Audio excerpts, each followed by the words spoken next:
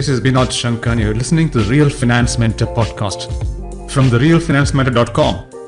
The Real Finance Mentor is your go-to resource for insight and inspiration on careers in finance, CFA and more. Now you would think, why this podcast?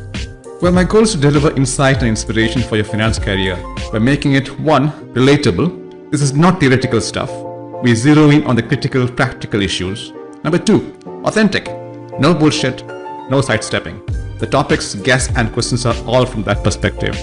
And number three, take a chartered accountant and CFA charter holder, add 17 plus years as a corporate warrior, mix in 10 years of entrepreneurship, throw in a decade of full-time CFA training, add speaking, mentoring, cycling, and mountaineering, and that's me. Welcome to the Real Finance Mentor, or as I call it, RFM. Hi everyone, this is Binod Shankar here, the Real Finance Mentor, with another edition of the Real Finance Mentor podcast that brings you insight and inspiration for your careers. Today, as always, I've searched far and wide to bring you a special guest and who will share his insights on careers, on leadership, on career management, and of course, to the top tips for executives. I want to introduce my good friend, Mohammad Lagari. Mohammad is currently based in Dubai and currently works as Chief Human Capital Officer for Abdul Latif Jamil International, which is one of the region's largest and most successful private businesses. Mohammad has worked for several years at Mercer, where he was senior principal. Mercer is one of the world's largest and most successful human resources consulting firms. Mohammad holds an MBA from INSEAD, a master's degree in quality management, and several certifications, including leadership coaching certifications from Marshall Goldsmith. He's also, and that's a passion he shares with me, he's an aviation enthusiast. And as you will see and hear as the podcast proceeds, he's also a great storyteller. Mohammad and I, we met about a decade ago, and he's always impressed me with his authenticity, his patience, and his immense wisdom relating to education, career, and life as a whole. So with that impressive build-up, Mohammad, welcome to the show. Thank you so much, Binod. It's a pleasure meeting you today. And, it's always great to see you. Thank you so much. So I have lots of questions to ask you, but I'm going to ask you a question which troubles many professionals at mid and senior level. And that's about this midlife career crisis. Now, you have had a career spanning over 30 years. Why are so many senior professionals experiencing a midlife career crisis these days? Okay, so let me start by saying, yes, 30 years is a long time. So in simple, I would say I've been working a lot, a long time, I would say. And going through a midlife career crisis or anything, I believe that's quite natural. You see, the way I look at it, when we start our careers, our objectives are different, our needs are different, our requirements are different. You come out of school or university, you once you finish your studies, most of the times your primary objective is to find a job. You find a job and your needs start changing, right? You find a job with the place you wanted to be at is a great achievement at that time, yeah. But your primary objectives are different from, say, for example, 15 years down the line. Let me just kind of explain that a little further. I was just actually talking to somebody very close to me just a few days ago, and I asked him, so how's the job going? And he says it's going well. Oh, great. So how long have you spent there? And he goes, like, almost a year now. Great. And what are you doing about the future? Well, I'm doing well. I'm happy. The company is great. Work is wonderful. Great. I mean, that's wonderful. But what are you doing about the future? And usually, once we are happy, once we are doing a good job, the company is good, we are taken care of, all the fancy stuff that people talk about is all there. People just take it easy. And I think, like I said at the very beginning, it's those choices at the beginning and our continuous change or continuous improvement which actually makes a difference.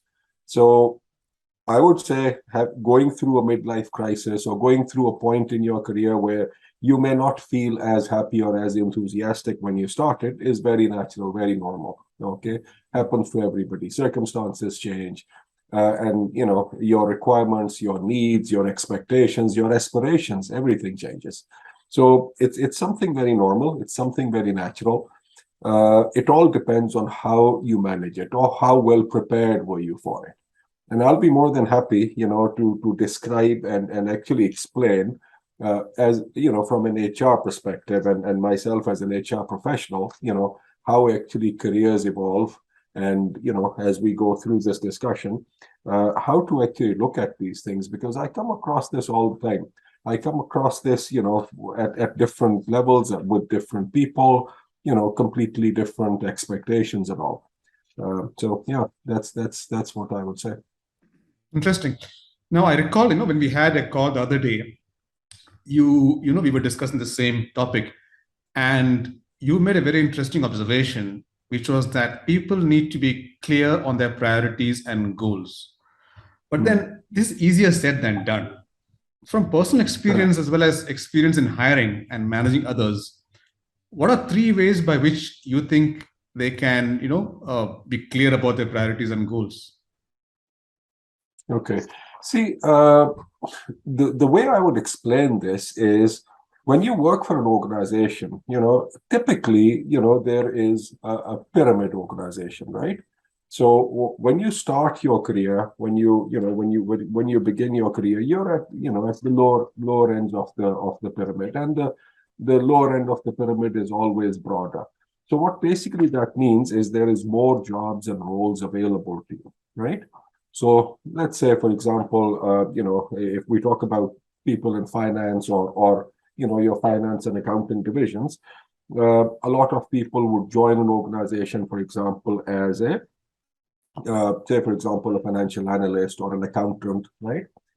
The thing is, that is the point where you've just maybe come out of college, university, school, whatever, and the expectation is that you would have certain technical skill sets. Now, obviously, you haven't really worked anywhere yet, and I'm saying at the very start. So your university degree or your college degree or whatever kind of gives us as HR a bit of confidence that you've actually gone through a certain set of courses and stuff in your school.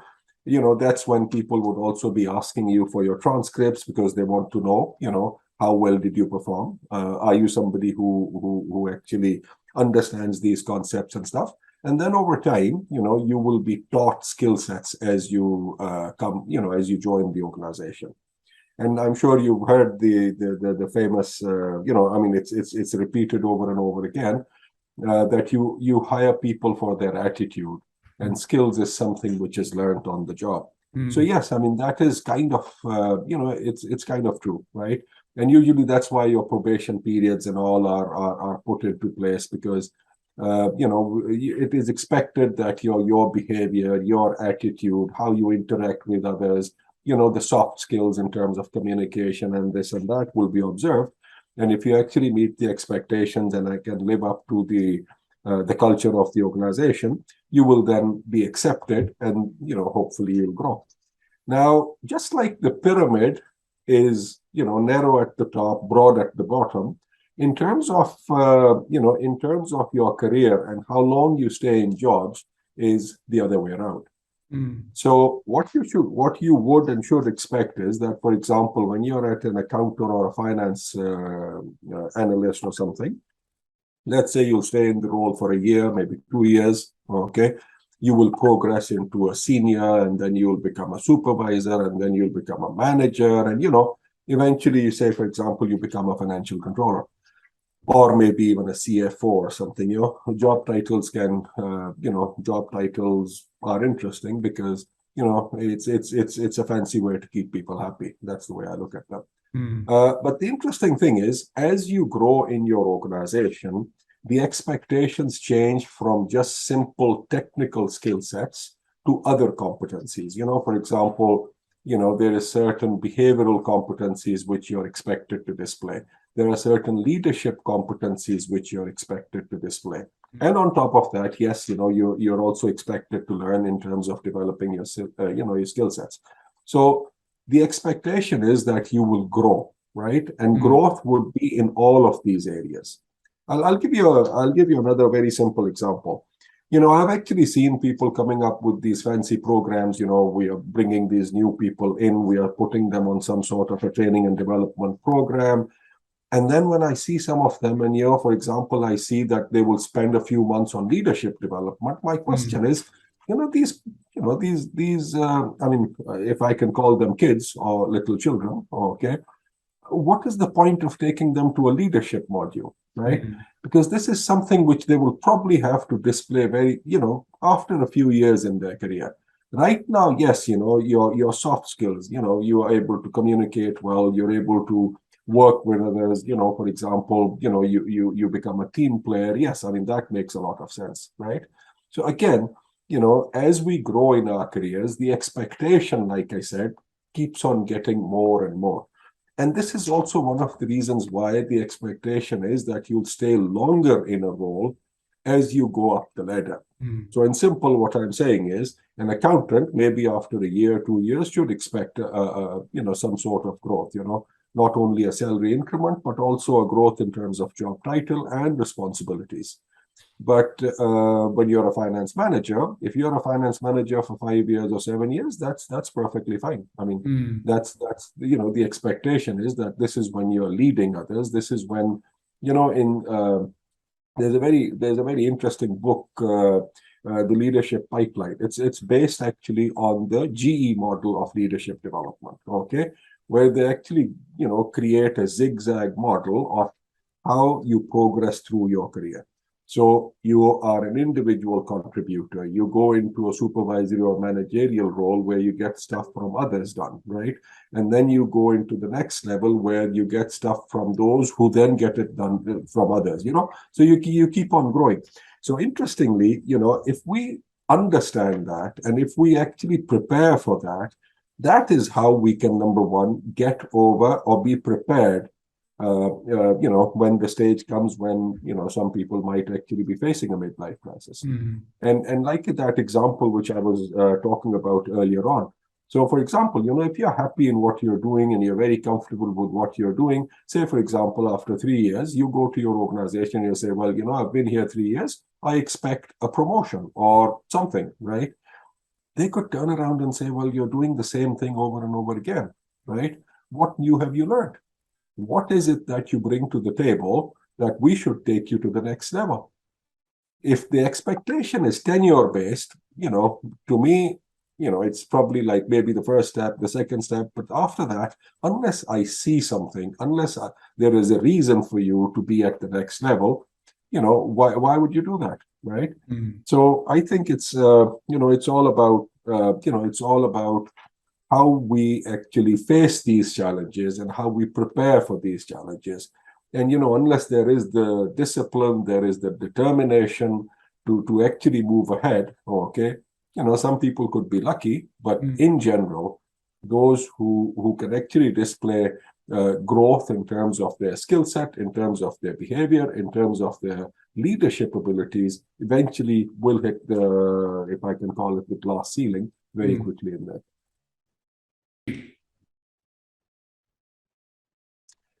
Okay, so further to what I just tried to explain, how do you actually do this? How do you prepare? So the way I would obviously advise people is self-analysis. Self-awareness is very, very important, right?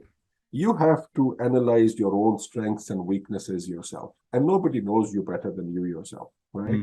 I mean, maybe sometimes you, with all due respect, sometimes you may think, you just fooled someone, but that could happen once, twice, doesn't happen all the time. So one has to be very honest and clear with oneself. And once you know where you want to be in your career, you have to try to understand, and basically, like I said earlier on also, you have to prepare yourself. So you would know, for example, some people would be very good technically, right? Others may actually be very good in terms of their managerial abilities, right? And usually in HR, we say everybody generally starts off as a generalist. Okay, so the usual expectation is, you'll all start off as a generalist. And then you come to a point, where you either go a managerial path or you take a technical path. And you yourself know best, what your strengths are. So if you want to go into, say, for example, a managerial path, you have to make sure you work on those skill sets and those competencies. And if you believe that, for example, that is not my, that's not something I'm good at, that's perfectly fine. There's nothing wrong with it. That's where you actually take that decision. You upskill yourself in terms of your technical abilities and your expectation, which you should always obviously share with your organization, is that you would be taking a technical path. You could become an analyst and then a very good one and then a super one and then a super, super good one. And that's perfectly fine. Okay. So I think this is something always to keep in mind. Now, another point which obviously comes to my mind, and, we started off with your choices in terms of career and all of that. Talking about people in the Middle East, a lot of us come to the Middle East for, very obvious reasons. One of them being, the financial gain that we have when we come here, right? Generally, it's a tax-free environment. It's a very safe place to be in. And I'm speaking for example, where I'm living, which is Dubai. It's a wonderful place. It's a great place. I think one other thing one should probably also practice is count your blessings every day. I've actually come across so many people who, for one reason or the other, decided that, they'd achieved whatever they have to, go some other place, and then they realize what they've given up. Okay. So again, counting your blessings, making sure you're absolutely sure about what you're doing and, what you wish to achieve, that helps a lot. That helps a lot in terms of us being satisfied, because I think the end goal is always to try and be satisfied, because if you're not satisfied, all the money in the world and all the success in the world, and no matter what you call it, you will just not be, you won't be happy. So that's how I would look at it and advise people that, if you can keep these few points in mind, you should be able to come over, get over whatever issues you might actually think you're facing. You did an executive MBA from INSEAD. Now, this executive MBA route is taken by many in their 30s and 40s, and I know many who've done that. Many who feel stagnated and who hope that an MBA from a top business school will help them rise in their careers. What are the three things someone must consider before enrolling for such a expensive program in terms of both time and effort and of course money as well? Yes, and by the way, I see that a lot of the times. Okay. And this basically takes me to the previous point that we were talking about. See, added qualifications is great, right? Added qualifications mean, for example, when I talk about certifications or any of these degrees and stuff, basically what you're proving is that you have the ability to go through a certain body of knowledge. You were then tested on that body of knowledge. You found to actually know the concepts in that body of knowledge. And the expectation is that by knowing that, you will be able to do other stuff which you may not have been doing in the past, right? Now, the beauty of it is that something which is aligned to whatever you wish to achieve in your career, right? And, I was explaining to somebody one day, and I said, it's very interesting. I want to do something. I don't really do anything, but I start praying. Prayers will not get you anywhere, right? It's great to pray. It's great to be humble. It's great to have good expectations, but prayers alone will not get you there. You will also have to do something. Now, in terms of an INSEAD MBA, you're absolutely right. It's a very expensive program. If your organization is sponsoring you, that means they have something in mind for you. That means once you complete the program, there is something they will actually do, to help you in terms of your career based on this knowledge, the skill sets, the network, whatever that you gain out of INSEAD. But if that is not the case, then going to INSEAD is just like a prayer. Okay, because you go, you spend a lot of money, you come back, your organization doesn't really want you there. Okay, you went there by your own free choice. If you do that, you have to be prepared in terms of how you're going to use, how you're going to actually benefit from this investment which you have made in yourself. And a lot of the times I actually find people very unhappy and frustrated. They made this investment and nothing was given back to them. Well, you were not asked to do that in the first place. You did it by your own free will, right? Now, if you did it, you should have had a plan. And if you didn't have a plan, then you can't blame anybody else. So I would always advise people, think about where you want your career to go. And, by the way, after, doing a lot of this in my life, after actually working with so many people, I personally don't recommend MBAs to anybody anymore. Okay. Unless, like I said, your organization is sponsoring it, they definitely must have a plan for you. Always try to understand what that plan is and go for it. It's wonderful. Okay. Otherwise, try to go for recognized certification programs. I personally believe these are way more valuable. There's a lesser investment in terms of time and effort, okay? And, you could have multiple certifications in different disciplines where you want to excel in your career. And they're equally beneficial. They're equally great to help you grow in your career. So that's the way I see it. Now, of course, looking at your CV and LinkedIn profile, what immediately catches one's eye, Mohammed, is that you are a principal at Mercer, which basically means you are a very senior person at the leading global HR consulting firm, right? We're also one of the very few non-Westerners in such a role, which I find fascinating. So I have two questions here. The first is, how did you get to and stay in what was obviously a demanding environment? First, I would also add for you, I was not only a non-Westerner, I was also a non-Arab. Okay? Right. Because these days, a lot of these firms have actually been recruiting people with Arabic language skills, which of course is very helpful. I'm not saying it's not a good idea, but I'm just trying to kind of emphasize on the fact that, yes, I was not an Arab and I was also not a Westerner, and I was working for Mercer.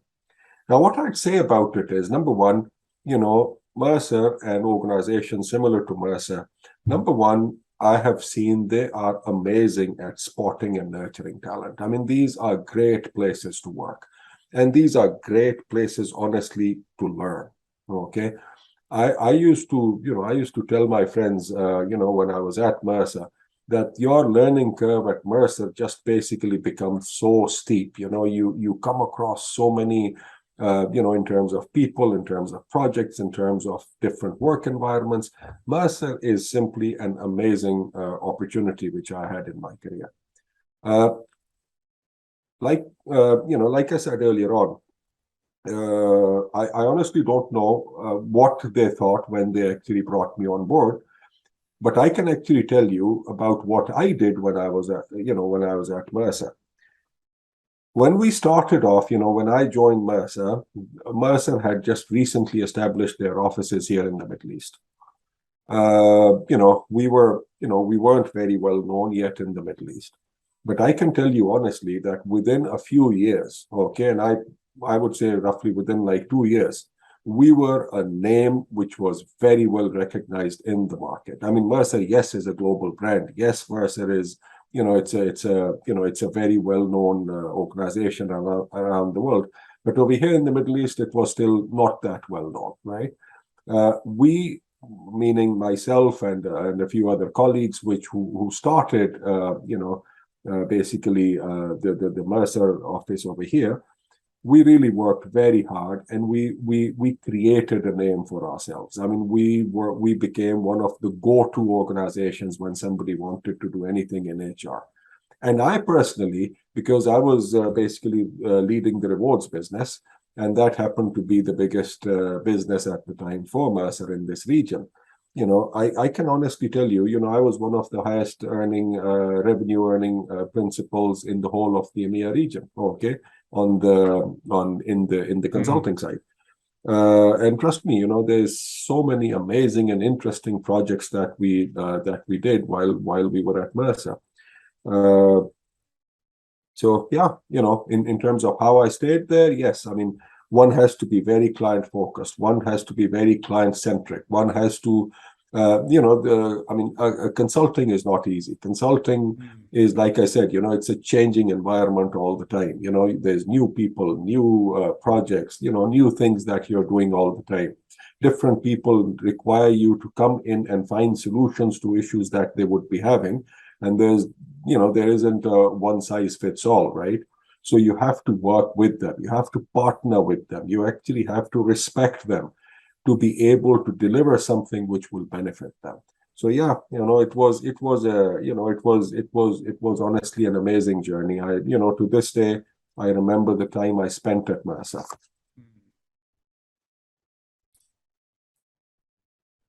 Sorry. One other point that I would also like to make, you could say, the endorsement that you get from your clients is when they come back to you for more and more and more. Okay, I'll narrate to you a very simple event. When I actually decided that I wanted to move on from Mercer and come to the role that I'm currently in.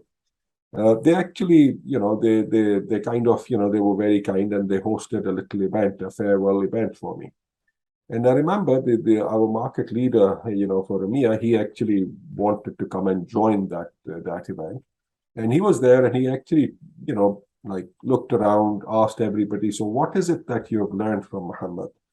And I was so pleased, because all of my colleagues, said very kind words. Somebody would say, oh, he's great to work with, and he's technically very strong, and we have learned this and we've learned that, and blah blah. And this gentleman, he kept listening, and eventually he said, well, I didn't hear one thing which I was expecting all of you would say. Eventually people gave up. This is when the guesswork starts, right? And everybody eventually kind of gave up. And this is when he said, have you ever noticed everyone who's worked with him, all of his clients come back for more? And that was amazing, because that's when I started thinking about it myself. And I said, yes, it was literally everybody we worked with would come back for more. There have been, I don't know, sometimes they might even say it to make you happy, but there have been instances where somebody said, we have decided in the future we're working with nobody else except Mercer, and we were the face of Mercer. Like, we were the ones who were delivering whatever they needed. So yeah, I mean, Mercer was amazing. It was a great place to work, and I really think, it was a great learning experience. And there's so much, I would say, I have actually, picked up while I was there. Yeah, interesting.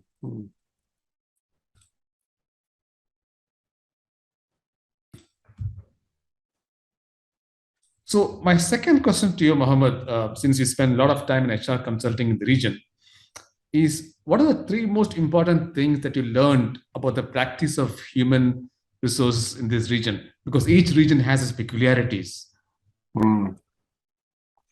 It's very interesting. Sometimes when I was at Mercer, I'll give you a simple example. While I was at Mercer, and somebody would ask, oh, okay, so what does Mercer do? And you would say, we are into HR consulting. The next question was, you're doing recruitment? So I actually realized that, when it comes to HR, lots of people think HR's primary role is recruitment. Okay. Yes, it's part of HR's responsibilities, but HR is a lot more than that. When you come into the corporate side, you also realize that, even within organizations, people tend to believe HR's primary role, number one, is personnel management. You know what it used to be like many, many years ago, which is maintaining personnel records and files, helping people with letters and this and that they might require in their day-to-day jobs when they're doing something with somebody external or whatever. In recruitment, I've realized that lots of people within organizations believe that, you know, it's their job to go find somebody and then hand it over to HR and say, you know, you have to help us with the onboarding process. Yes, I mean, that is part of recruitment, you know, that is part of the responsibility. But HR honestly is a lot more than that. The other thing that I've also felt is that, you know, there's two functions which I believe people usually, you know, the way they look at it is anybody can do it. Number one is HR, and number two is communication. I mean, these are two things which everybody you come across, you know, especially when they're into managerial roles or senior positions, they believe, you know, they're experts at it. They don't need anybody's help with it. Okay. So those, I think, are something which are primary. But on top of that, you know, you might actually find this even more amusing. A lot of the people, I believe, you know, when it comes to improving HR or getting more from HR, the expectation is that let's start sending out birthday wishes on your birthday, or for example, celebrating birthdays by getting a cake in the office, or for example, writing somebody a note on their work anniversary. These are all good things, you know. I'm not saying it's not good, but that is not HR's primary role. You know, HR is your people partner. HR are, you know, that is the team which should be able to help you with anything and everything related to people, related to your people who work for you.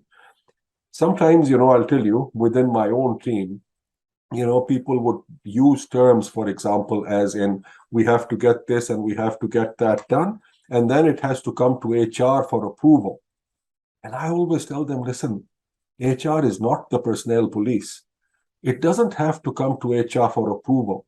It is our role to provide them with the right advice. It is our role to provide them with the right market data. It is our role to make sure that we can understand and communicate to them what best practices are, so that they would then be able to work with us to do whatever is best for them and their people. And this is something which I have actually seen, you know, not in one organization, but especially in my consulting days, I realized, you know, I've seen like literally lots of places, right? I wouldn't just, you know, give a blanket statement that everybody is like this, but lots and lots of places are very much like this. And I think unless that perception changes, unless that understanding of HR changes, to actually benefit from the expertise of your HR team obviously becomes very limited, right? So that is what I've, you know, that is what my experience has been, you know, about the role or the expectations from HR in this region. I would further add, you know, for example, I'll give you a simple example, you know. For example, somebody comes and says, hey, you know, we need to make a promotion for person XYZ, someone, right? And you would be like, okay, great. I mean, yes, you know, so this is the policy. And they would be like, you know, what policy? I need to do this. It's like, yeah, but there's policies, you know, we have to have consistency across the organization. So policies people don't like. And it's very unfortunate, you know, because if we can actually follow the rules, we can actually follow the policies, it ensures that there will be consistency in our approaches, so that everybody will be given equal opportunity, so that everybody will be recognized for whatever they're doing, right? And, you know, you could have more consistency. The other thing which I've also realized is that, you know, for example, I'll talk about finance, you know, I mean, you're finance yourself, and you might have seen, you know, for example, somebody wants to go for a salary increment. And, you know, I've had people coming to me and saying, oh, you know, I want to increase this person's salary by 2,000 dirhams. Okay. And you're like, okay, great. Why 2,000 dirhams? Well, I think that's appropriate. But based on what do you think it's appropriate? You know, I'm the one who actually helped, you know, participate in the market survey. So I have that data. Why don't you sit down with me and discuss with me, and I'll tell you what the market looks like. I'm the one who has the internal, you know, internal data for the organization, and we usually refer to it as the ILM, you know, the internal labor market, right? And I would be like, let's sit down, let's look at it, and let's do something which is fair, right? So, for example, in the absence of any fixed policy on, you can do this and you can do that, which honestly speaking, I'm not a very great fan of, because yes, in the old days, you might recall, lots of different organizations used to have these step structures, right? So, for example, every year you would go from step A to step B, and then to step 3, and then to step 4 or whatever. And every step was worth, say, like 3% or 5% of your, for example, your reward structure. Now, that I'm not very fond of, because the market does not shift based on your steps, right? So you have to always be aligned with whatever your reward strategy, for example, is in terms of the market. You should be able to make sure that you can reward people according, number one, to their performance, number two, to their skill set, and number three, of course, according to the market, right?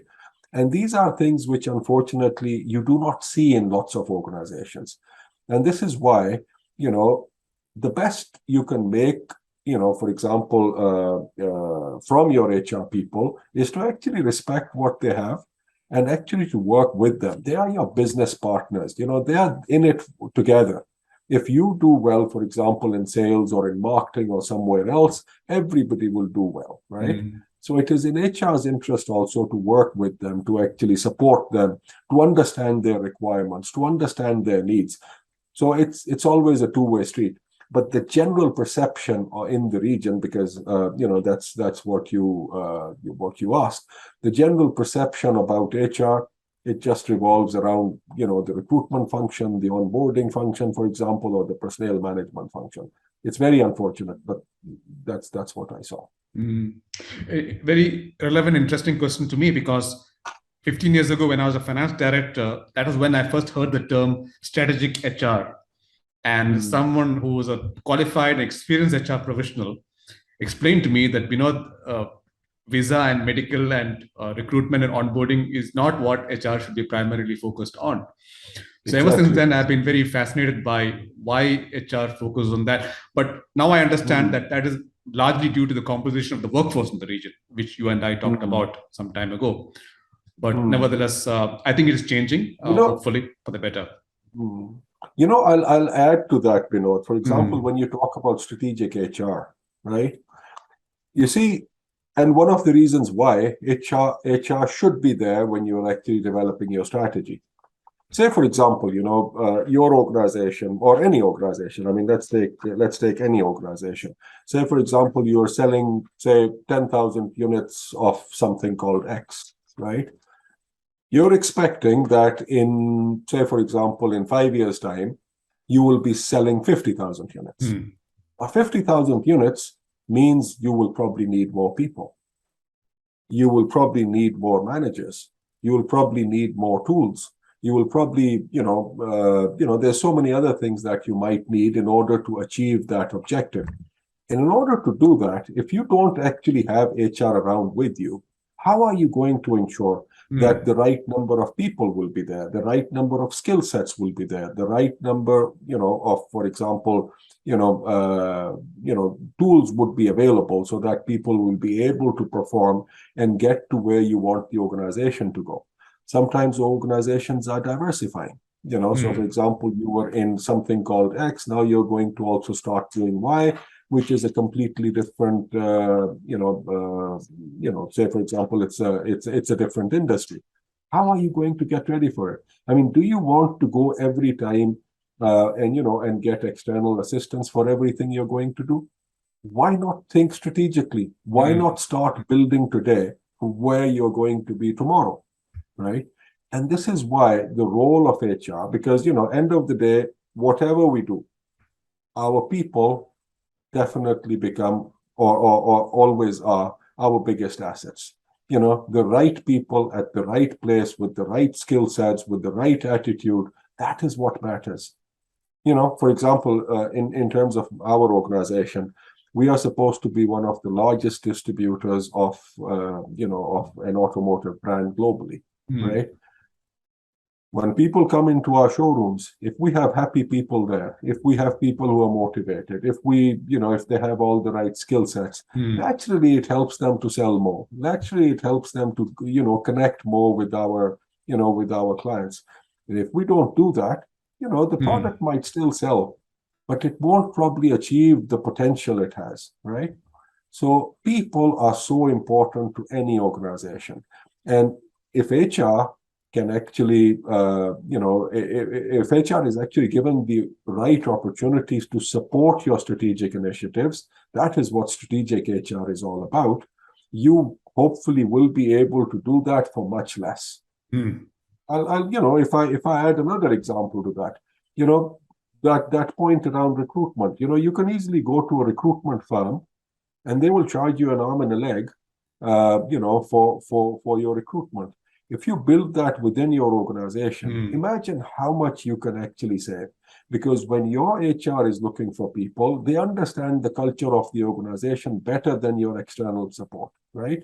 They will bring you not people with the right skill sets and behavior. They'll also try to focus on, trying to bring people who would also fit into your culture, right?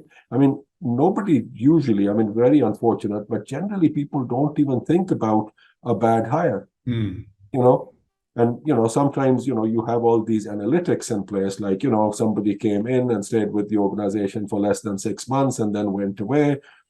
Has anybody ever thought about the impact this person might have had? Right? I mean, not only do people go away, but there's also always a chance that they will take others away with them. Okay. So, these are very, very strategically important questions to understand and to address. And if you don't do that, there's sometimes I see lots of fancy stuff happening, oh, let's do this and let's do that and let's do the survey and let's do something else. End of the day, how will your organization benefit from it? Unless and until that is clear, fancy stuff doesn't get you anywhere. Interesting discussion on strategic HR. Maybe you should form part of an article that probably you should write, or a blog. Yeah, I'll be happy to. Yeah. My next question is about this interesting career transition you made. You switched from consulting in Mercer to industry, where you are right now as Chief Human Resource Officer of one of the largest private businesses in the Middle East. How easy or tough was that transition? And what are the lessons there for people who want to change from consulting in any field, not just HR, to the industry side? Well, for me, it was interesting because I came from industry to consulting, and then from consulting back to industry. Okay. So I could say it was not that difficult for me personally. Okay. Because I'd already worked in industry. The switch to consulting actually was the tricky one, right? Because, and I'm told, obviously that is after the fact, but I'm told when I was being considered for the role, one of the biggest questions they had in their minds was, this guy has never been into consulting before, right? How will he be able to cope? And when I was told this, I was told when I was also being told that I was one of the most successful in terms of, what we have achieved, probably like a year or 2 years after I was at Mercer. So going back into industry was not that big a challenge for me, but I can definitely talk about it, right? Because the thing to understand is the consulting world is very different from industry. When you're in consulting, your focus is usually not very long term. Your projects, what is the length of a project? Maybe, it could start off from maybe being a 3 days project to maybe a year-long project, or maybe a 1.5 year long project, but eventually it finishes, right? Eventually you hand it over to somebody else and then you move on, right? So consulting is usually very short-term focus compared to industry, right? And especially also compared to what you're doing in terms of your work and your career. So that is one. The other is consulting is very much advisory, okay? So, for example, you invite me to come and help you to find a solution for something, or to create something, or to build something. So I'll come in, most probably start off with some sort of a diagnostic, try to understand what your requirements are, help you to find a solution, create or build for you whatever is needed, maybe train your people a little bit on it, and then move on, because then somebody else is going to take care of it, right? On the other hand, in industry, it's very different, right? Mm-hmm. Over here, you are, whatever you get into, you have to stay with it, right? A decision you make today might actually be very relevant a year from now, 2 years from now, 3 years from now, right? So you keep on building upon whatever you've actually started. So that, of course, means a very different focus. Mm-hmm. The other thing that you will also find, in terms of differences between consulting and between an HR function in industry or any other, department or function within industry is, in the consulting world, your team might actually remain the same, although, consulting also tends to have comparatively higher turnover rates, because people would come in, stay there, and move on to somewhere else. But generally, the people that you meet in terms of the projects you do, in terms of the work you do, would be very short-term engagements, right? So you would say, for example, like I said, the length of a project, that's usually the length of how long you work with people, right? So you adjust to adjust to the needs of whoever you're working with, you adapt to whatever is expected of you to be able to deliver and provide to them whatever their expectations are. In industry, when you're working for a function or a department, you basically see the same people every day, right? And that, of course, means you adapt to the requirements of that culture, and then you basically stay with it. You stick with it, right? If you don't like something about it, you try to work on it and improve it. If there's good things about it, you just basically adopt it and you build upon it, right? So there's a fundamental difference, in terms of what you do when you're a consultant versus what you do when you are in a regular department, in any organization. So that is something to keep in mind when you're actually planning to do a shift, and it could be either way. You're going from industry to consulting, or you're going from consulting to industry. One has to understand that these are some of the fundamental differences, and you have to be prepared for it. You have to make sure that you can live up to expectations, especially in that way. The other thing, Please go ahead. Please go ahead. The other things that I was also, going to add to what I've explained is expectations and objectives are also always very different, when you're in industry versus when you're in consulting, because, when you're in consulting, your primary objective is to make sure that you can do something which your client will benefit from, right? You want to do the best for whatever, for them, right?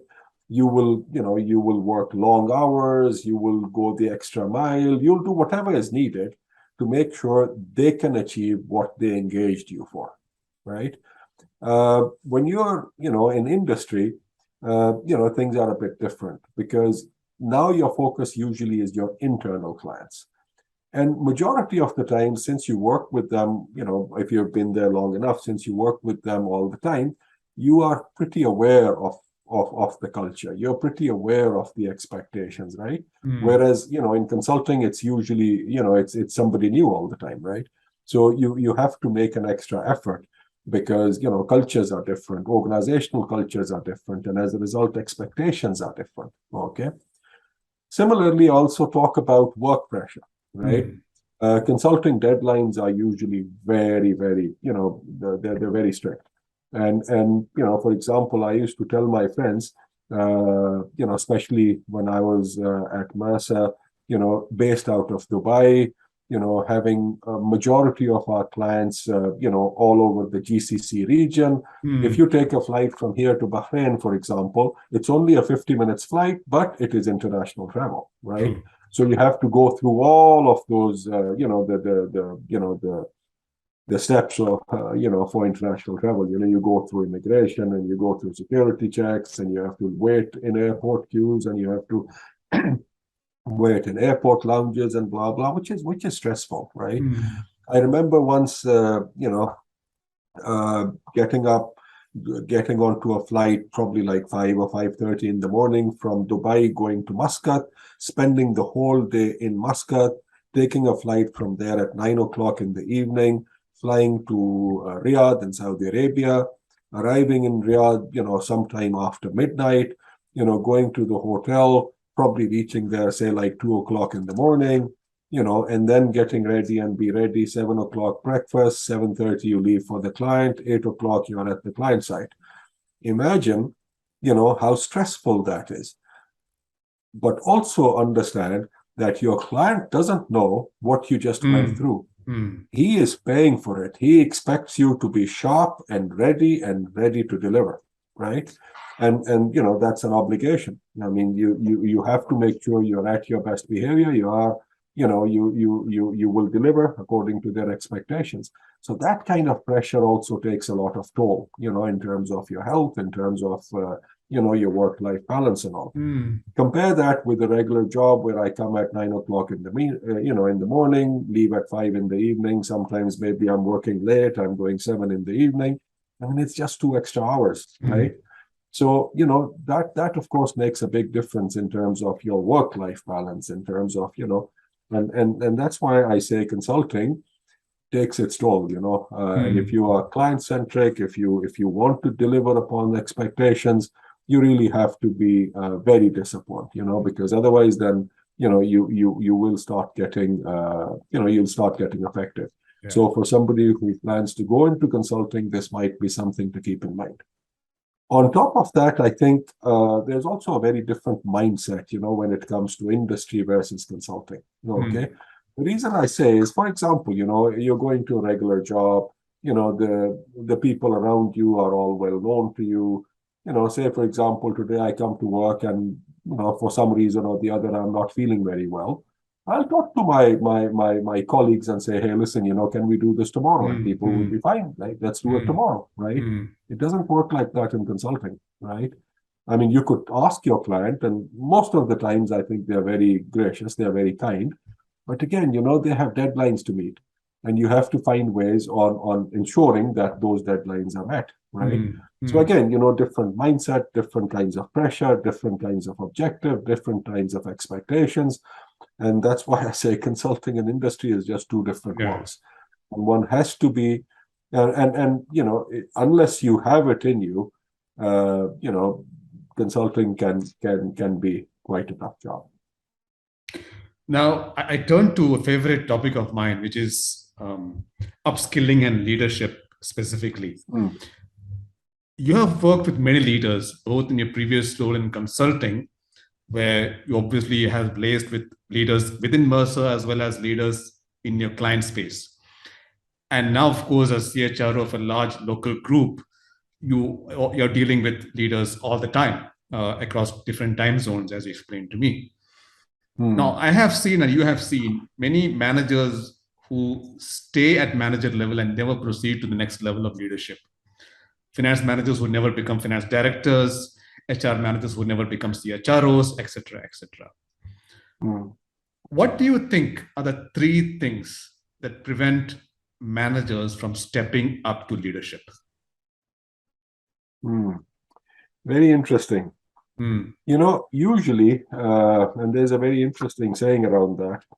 So you actually grow or stay with an organization for as long as your skill sets are important. Okay. And if you know that your skill sets are important, usually, you actually then get the courage to step up. A lot of the times I've seen, lots of times, people, for example, would not step up, in terms of in terms of stepping up to leadership, or in terms of stepping up within their careers and going into leadership positions.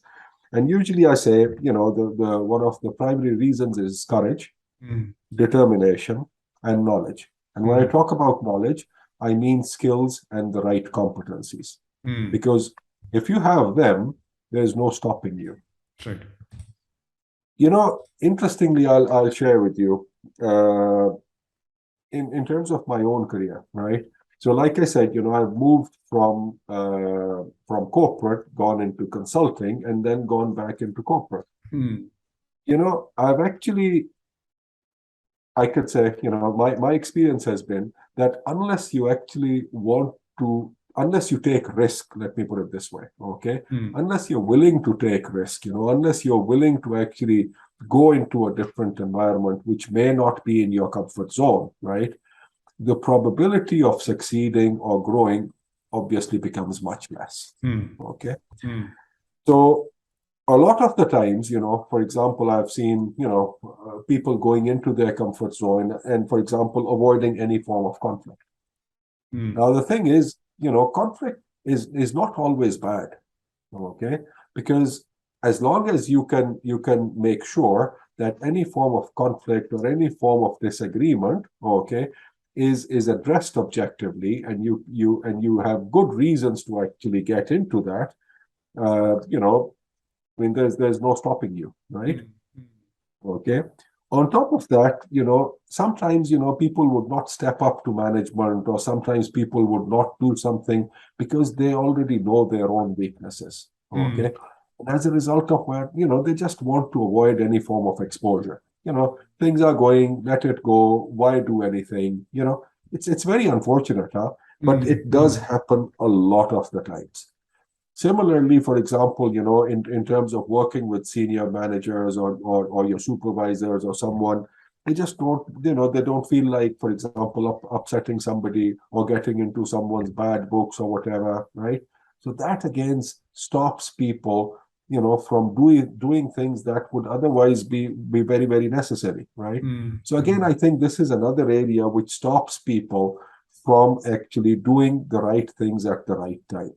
And end of the day, unless you have the right skill sets, unless you actually have the confidence to step up and do something, I mean, it doesn't really work. Now let's turn to your field, which is HR, right? And you have spent a lot of time there. I have a set of two questions here. First question would be, tell me three ways in which HR has changed in the last decade, specifically in this region, the Middle East. Okay, the Middle East region is actually a very exciting place to be in. I mean, and especially if I can talk about Dubai, for example. Over here, people are always trying out new things. People are always wanting to do something better than before. People are always trying to change and evolve. And HR, over here in this region has definitely gone through a very interesting evolution process, if I can call it, right? I do see a lot of, you can say, evolution in terms of changing from pure personnel management more into HR, more into, HR management, right? Are we there? Like I mentioned earlier on, the perceptions of HR are still not very clear, okay? But it has evolved, from total bookkeeping and record keeping, it has actually changed. A lot of functions have come into being. Training and development, for example, leadership, for example, career development, for example. You see these, within HR departments in this region now, right? So that is a very interesting and a good and a positive change, right? On top of that, this region is also, I would say it's one of the front runners when it comes to digital, right? They are so fond of trying to, like I said, adopt new technologies. And, the same has happened to HR. A lot of HR now has become very digital, right? Now, and I always say there's a big difference between digitization and digitalization, right? So when we talk about digitalization, we are talking about a complete change of mindset. Your processes should change, your systems should change, the way you think should change, the way you take decisions should change. Compared with that, digitization is when you actually move on from paper to something which is more electronic, right? Mm. So I would say we are still more on the digitization part. Okay, digitalization will still take its time. Change of the way we think and the way we process and the way we take decisions is still it's still going through the evolution process. But HR in general has become quite digital Mm. with lots of organizations. Mm. The other thing which I've also seen, which is again a very positive change, is that there's a lot of analytics. Lots of companies today, for example, would have HR dashboards. They actually want to look at their analytics. For example, people would want to know. So, for example, what is the say, for example, what is the ratio of males versus females? For example, what is the different age groups I have?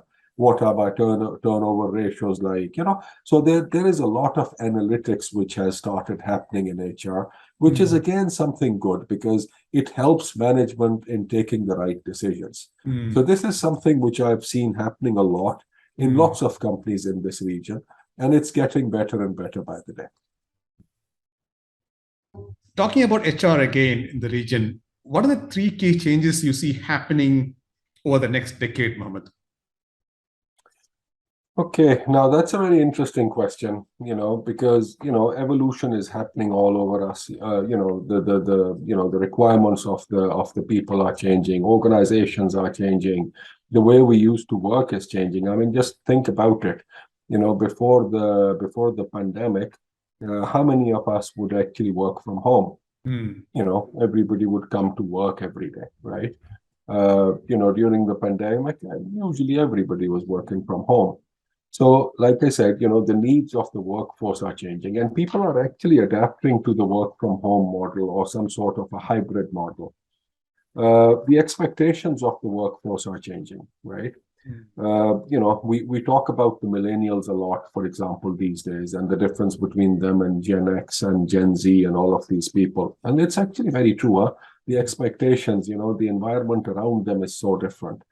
Everything is becoming so digital, for example. Now, you're so much more aware of, for example, what's going on in your office, sitting in a coffee shop somewhere compared to, even just maybe 5 years ago, right? And go back to the time before the Blackberries and all of these came into being. The mobile phone was an amazing way to be able to keep connected. You're coming to work, somebody gives you a call, you can answer the phone and say, hey, I'm on my way. Right. Now you don't have to do that. Right. Sitting in your car, you can just switch on your mobile phone and for example have a meeting even if you have to, right? I mean, just park on the side of the road, do whatever you have to do to, and then drive and come to work if you have to. So the whole landscape is completely changing. Old practices now are being replaced by a very, very digital workforce. So that, I think, is something which is also going to change the HR model. And I've been actually attending lots of different forums and events and places where we've been speaking about how do you manage a digital workforce? How do you actually manage your remote workers, for example? It's great, to be able to stay at home and work, right? But then there is just like there's pros and cons for everything. It is exactly the same when it comes to remote workers, right? How do you manage your remote workers? How do you keep up to expectations of your remote workers? So again, the whole concept of HR, I expect, is going to change. You are going to actually, start working on policies and ways to ensure that you can actually live up to the expectations of a completely different workforce. So that, I think, is going to be the most important part of it. The other one, and something we touched upon, when we were talking about what I have seen in terms of the evolution of HR in the last 10, 15, 20 years, right? The next step is, I think, the next step is very much going to be digitalization. So it's not just going to be less paper. It's going to be completely different ways of working, And I'll give you a simple example. Some time ago, we were actually thinking of some digital stuff that we wanted to do. And, we were presented a workflow, right? So I was going through this workflow and I was asking the guys, and I said, hey, but we are doing everything that we used to do. So how does that change work? How does that make sure that decision making will be quicker? How does that make sure that we'll be better informed when we take a decision? How can we actually make sure that the bottlenecks we know will actually get out of the way, right? And this, I believe, is going to be, it's going to be the next big thing. How can you make sure that you make all the necessary changes so that decisions are made, with you being better informed, so that bottlenecks, hopefully through digitalization will actually be removed. For example, somebody is traveling, doesn't matter, a decision can still be made. Somebody is out of the office, doesn't matter. He can still come and actually join a discussion, give his inputs and insights so that everybody else is aware of, for example, what this person's inputs are. And you are able to do things much faster and able to do things in a much more informed way. So this, I think, is going to be some of the fundamental changes which are going to happen. On the other hand, I also believe, that the conventional HR will probably become obsolete over time. Okay, because and I keep preaching this to my own, to my own team, to people I work with, to people I discuss with, that the conventional way of everything being done on paper, on forms, and this and that, and goes all the way to HR, and then somebody from HR checks it and all of that. I think that actually slows down the process, right? My belief is that HR should be and will eventually become the responsibility of whatever functional head is actually responsible for the people. HR will adopt a very, very business partner role. HR will be there to support, yes, to advise, yes, but HR will eventually very much change in what it does. Maybe one day you may not even need an HR function as such, okay? Because AI will eventually solve a lot of your problems, a lot of the stuff that otherwise today HR might be doing. I'm not saying HR will completely vanish, but it will probably come back in a different form, in a different way, right? With the support of a lot of RPA and a lot of support from AI. And that will probably make things look and feel completely different from what they have been, the way, for example, you and I would have seen when we started working, right? So yeah, this is how I, this is how I see, HR evolving and organizations in general evolving. The other day, I was actually talking to somebody, and these guys have actually done a lot of research, for example, and they're into the metaverse space. Okay, interesting, huh? You put on your fancy goggles, and then you can sit around. You can actually have your discussions or whatever as if you are sitting across the table. And within our organization, about 10, 12 years ago, we actually had something we called our teleconference rooms, so we would be sitting on this side of the table and somebody else would be sitting somewhere else on the other side of the table, and you're having your discussions just like you're in the same room. A lot has changing, and I think a lot will change. The digital revolution, if I can call it, has completely changed the way we work, and it will have a big impact in terms of how HR is going to perform its services and its support and its partnering to the people that it has to work with. Fascinating. Now, diversity, equity, and inclusion, DEI, right? It's a hot and controversial topic nowadays for obvious reasons. And I wanted to hear your views on two topics. One was, what's been your personal experience of the effect of diversity, equity, and inclusion on important aspects like corporate team culture, employee engagement, and productivity in this region? Interesting, huh? Diversity is something which I would say to the Middle East, especially this part of the world where you and I live. This place is a case study when it comes to diversity, right? I mean, how many companies, for example, have you come across where you wouldn't find maybe like 10, 15, 20 nationalities working together, right? people coming from all sorts of different places, different cultures, different languages, different beliefs, different customs, right? So the Middle East in general, and especially over here in Dubai, I would say, this place is the most diverse that I've ever actually come across, right? I've traveled to so many other places around the world, especially in my consulting days. I did lots of projects outside of the Middle East, but I haven't seen the kind of diversity that you see here. Okay, I mean, within the same department, say for example, there's 10 people working there, and maybe you might see 10 different nationalities. Okay, so diversity is very rich when it comes to Dubai and the Middle East and the GCC especially. Okay. In terms of equity, however, things are very interesting. Okay. Again, I wouldn't say it is right or wrong, but it's very interesting for sure. Okay. I can share with you, for example, an organization I worked with on some projects and stuff, where, for example, they had 5 different payrolls. And these payrolls were very much nationality-oriented payrolls. Okay. So if you were coming from North America, for example, you would be on a different payroll.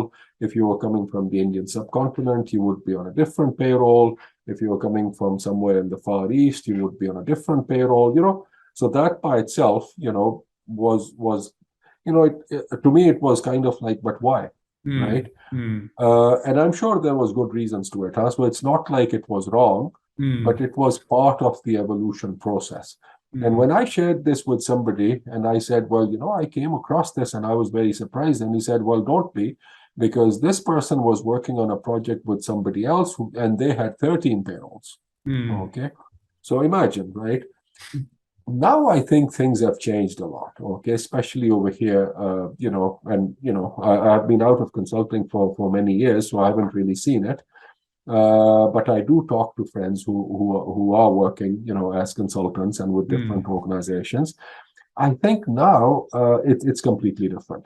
Okay, so now you will hardly come across anybody where there will be different payrolls, right? So the concept of pay for the job, pay for the skill set, pay for the person, is very much it's something which is very much practiced. Okay. But again, like I said, it's all an evolution process. Slowly and gradually, things are getting better and better. I'll give you another example. In the course of my career, one of the jobs I had was in the healthcare sector, right? And I had this question where, I was working for this huge complex where we would do, for example, nursing recruitment, right? So I asked the doctors one day, I said, it doesn't feel, it feels kind of odd, why somebody from North America would get X amount, and for example, somebody doing the same job coming from the Far East would get X minus 50%. It doesn't make sense. And they said, well, it's interesting because the skill set which the guys from the US bring is very different from the skill set which the guys from the Far East would bring. So this payroll differences was a reflection actually of skill set. It was just, I would say, I mean, that's a personal opinion. I would say it was just misrepresented in terms of having different payrolls, right? I mean, when we talk about reward, for example, you can build a scale, and somebody coming from the Far East, you could keep them at a slightly lower end of the scale because their skill set is not up to the mark compared to somebody who comes from Europe or North America, right? It would just send a message of, we are equal employment. We give, we recognize people for their skills, which actually was the case, right? So, it's also around communication. It's also around, how these things are perceived. But in general, I would say, in terms of diversity, in terms of equity, this region, is doing amazingly well. You also spoke about inclusion. Now, inclusion again, it's when you look around, when you look at all of these different people working in different organizations, I'm sure you would have witnessed, it creates lots of tribes within organizations or, within the community, right? So, for example, in a certain, say in company X, you would have people working, and they're from one nationality compared to, and there would be another nationality and there would be another nationality. It is very natural that you feel a lot more comfortable working with people from your own, right? Who speak the same language, who understand your culture, who know what you're doing, blah, blah. That naturally binds them together, right? So, yes, so at times you could say inclusion might be a challenge, but not necessarily. Organizational culture plays a big role, okay? And, in positive culture and positive organizational cultures, I think they get over it. Systems and policies and protocols, have been put into place so that everybody is given the opportunity to actually contribute and make, and basically perform at their best. So yeah, it's a very interesting question. And like you said, it's a very hot topic globally, right? If I could, for example, share with you, okay, my experience also in terms of some of the challenges, okay, that will probably help also to answer this question better. Sometimes you would come across, for example, people in, somebody in a meeting would say, oh, we should have more inclusion or more diversity in terms of gender, okay, which is great, yes, because we should. But then I think the big question comes in terms of availability, okay, what kind of talent is available, right? Now, for example, when you look at Europe or North America, the availability of the female workforce, for example, makes it much easier to bring those people on board, right? Now, compare that with over here in the Middle East, you may not even have as many numbers available. So what do? Do you just want to do this to tick a box? I would never recommend that, as and when there is availability of talent, yes, you should definitely focus on trying to get as much equality, as much diversity as possible. And if it is not available, then you are actually bound by the lack of availability by itself, right? So again, this is something which I would say, over here, I find this place to be a very rich place to be in terms of diversity, in terms of equity, in terms of inclusion, sorry. And on top of that, I'm sure you'll understand and agree that, customs, culture, exposure to other customs, exposure to other, beliefs and theories, that also plays a big role, right? But again, I'll go back to, especially over here in Dubai, we see we are doing pretty well in all of these areas.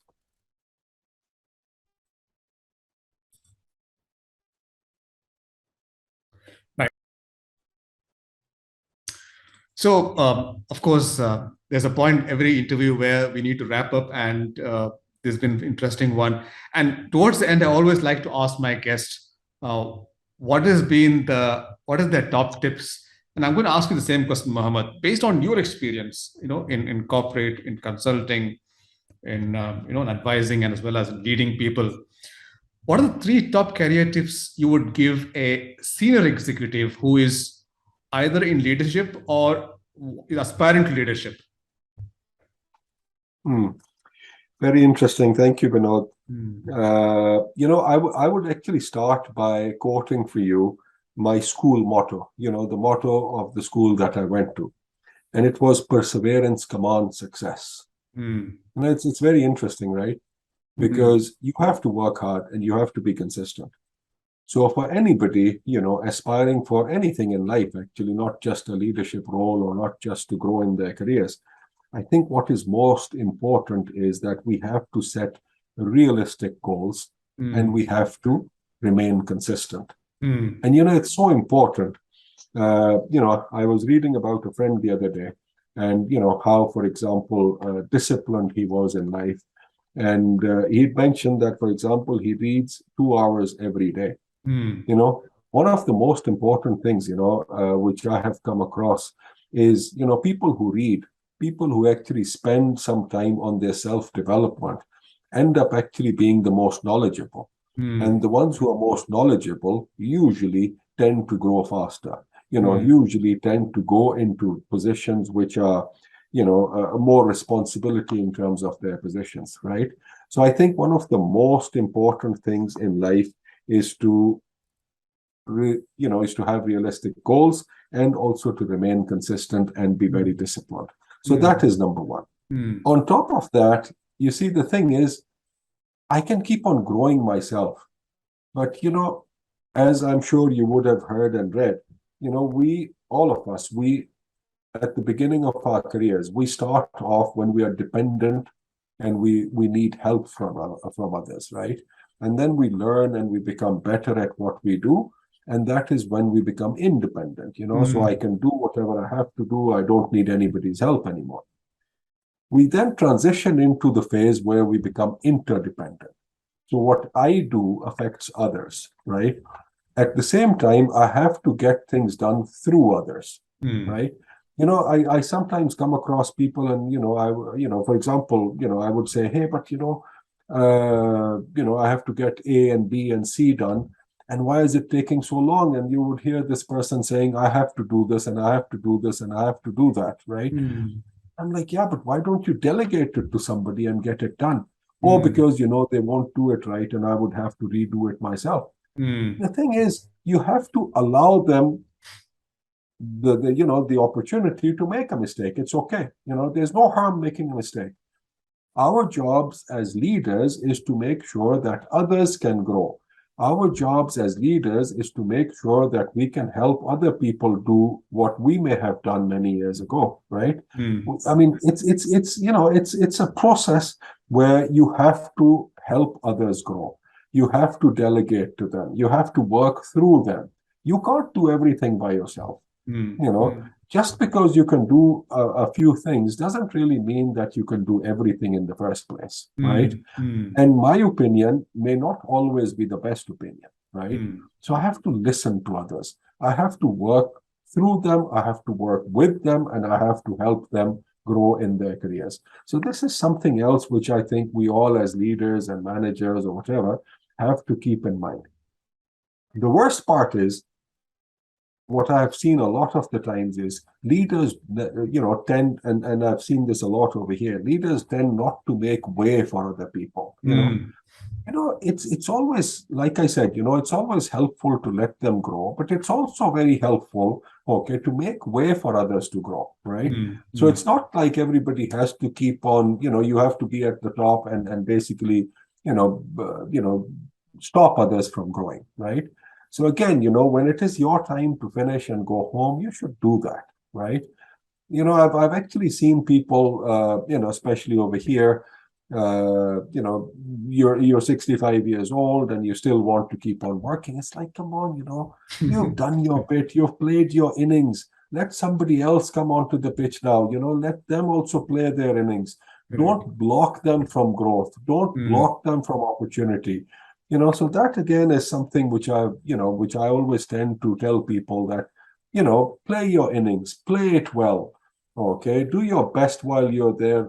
Again, coming from a country where we're very fond of cricket, so I can always relate to it. So when you go on the pitch, do your best, and circumstances will be different for different people, right? For example, you may score less than somebody else, but it doesn't matter. You did your best, right? And when your turn is over, give it, pass on the baton to the next one and then to the next one, because this is all part of life. So again, to all leaders, to all those aspiring for these, positions of leadership, I would say, number one, be realistic, remain consistent, be disciplined, try to grow in whatever you're doing. Understand that it's everybody's right to be given opportunities, grow other people. Their growth is your growth. And when it is time to go, understand that it is time to go, move aside and let somebody else play. And that's a brilliant way to end this fascinating discussion, Mohammed. It's not often that I have HR professionals on this interview, because given my background and connections, most of my guests tend to come from the finance or investing background. So I think it is more interesting and insightful when I have someone with a very different background that brings his unique perspective, both as an individual and also from an industry background as well. And I hope my listeners, would benefit and would find it's also similarly interesting and insightful, especially the part about leadership and upskilling and things like knowing when to move on and helping others grow, which I think a lot of leaders need to learn, especially in this region. So very valid points, Mohammed. Thank you for taking the time to prepare for this podcast and for spending this time with me, which I know is a late Friday evening, sitting in your office. So I really appreciate that, and thank you once again for sharing your insights, and wish you the best in your future endeavors. Thank you so much, Binod. And knowing me, that we could have probably spoken for another few hours if we had to, because there's so many stories to tell, and there's so many so many things that I would be so happy to share. But again, I thank you for the opportunity to have this discussion, and to all your viewers. If there's anything that I can be of any assistance or any support to anybody, you're always welcome to reach out. I'm always more than happy, to help and support people. Like I said, this is how I see, things to be, in terms of, sharing, in terms of helping, in terms of assisting others. It's always a pleasure. And, by sharing, your share never goes down. It just Correct. keeps on getting better and bigger. So thank you so much, Vinod. Podcast is brought to you by The Real Finance Mentor. Thank you so much for listening. I really hope you found it insightful and inspirational. If you did enjoy this episode, please drop us a review and spread the word. And be sure to check out more exclusive content on therealfinancementor.com and my LinkedIn profile, which is Binod Shankar CFA. Let's keep in touch. Just add your name to the mailing list on therealfinancementor.com, and we'll tell you about new episodes, plus book reviews, upcoming events, and blogs. Till the next time, onwards and upwards.